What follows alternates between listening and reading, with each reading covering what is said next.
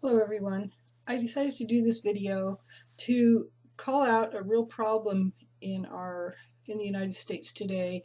Uh, it's the Antifa, Black Lives Matter, by any means necessary groups. They're all tied together and they're all related to the sanctuary cities. And so since these are all related, I think the best way to address them is they're all tied together, so let's address the whole group together.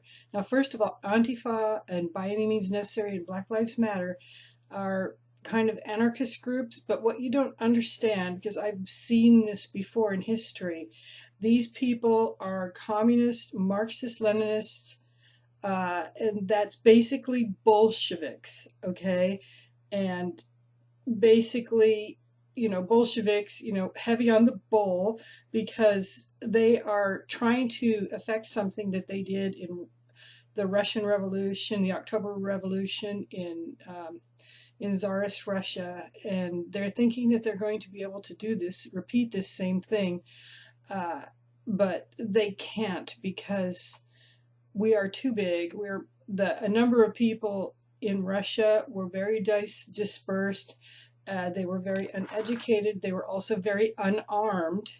So the thing they're trying to do by overthrowing the government in the United States is it's just going to involve a very short, quick, bloody civil war in which they will be the uh, the the losing party very quickly.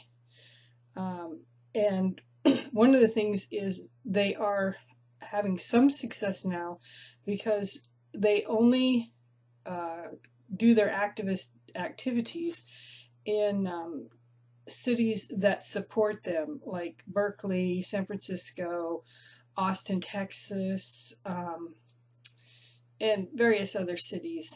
And, because when they went in to try to cause trouble in New York, I mean, New York's finest just waded in and busted heads and arrested people. And apparently Boston is one of those where they are semi-standing down, and there seems to be a lot of them there. So, there's various cities are actually implicitly supporting them.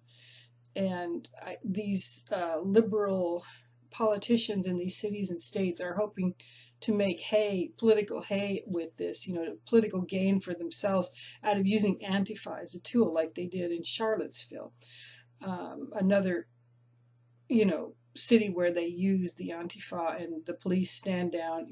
Everybody knows which cities these are because they've seen the police stand down so many times, and it just seems like we're not making any headway. So I'm proposing a solution that everyone can do.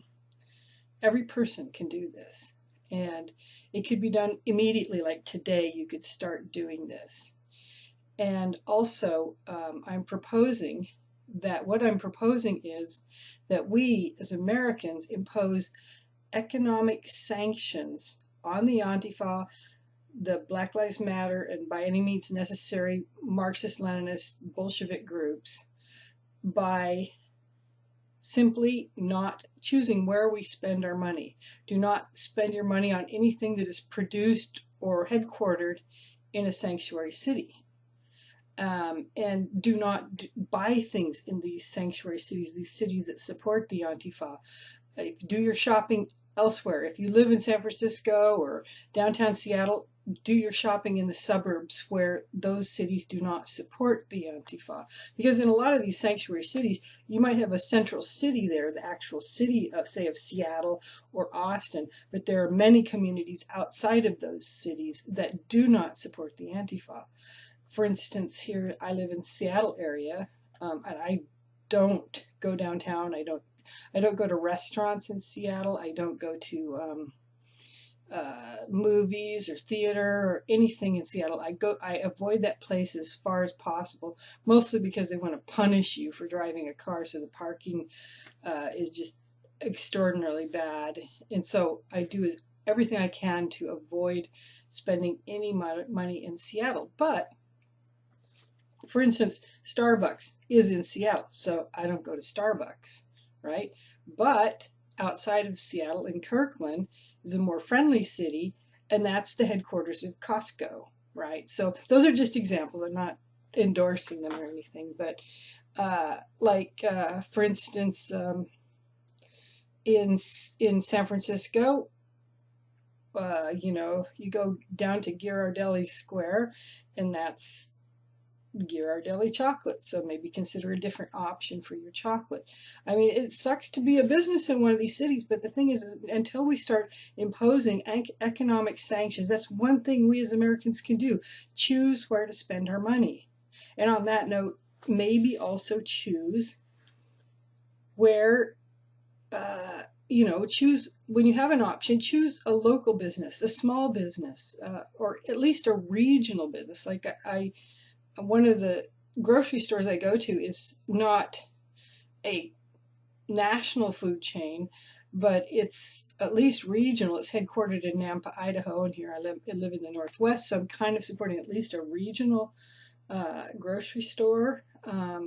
So these are things you consider. You have to do a little research online to figure out where they're headquartered, where where their business is being run from. But there's, so like, major headquarters are in San Francisco. If some corporation, don't buy their stuff.